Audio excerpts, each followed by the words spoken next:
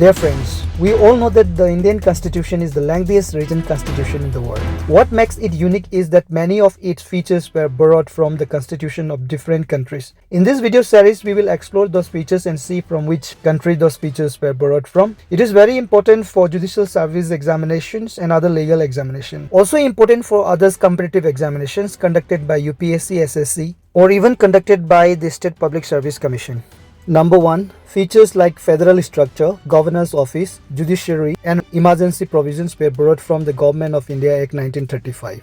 Number 2. Parliamentary system, rule of law, single citizenship, and bicameral legislature were borrowed from British Constitution. Number 3. Fundamental rights, independence of judiciary, judicial review, and president's impeachment were borrowed from US Constitution. Number 4. The active principle of state policy, method of presidential election, and nomination of Rajya Sabha members were borrowed from Irish Constitution. Number 5. Federal system with a strong center and residuary powers vested in the center were borrowed from Canadian Constitution. Number 6. Concurrent list, freedom of trade and commerce, and joint sitting of parliament were borrowed from Australian Constitution. 7. Ideals of liberty, equality, and fraternity in the preamble were borrowed from the French Constitution.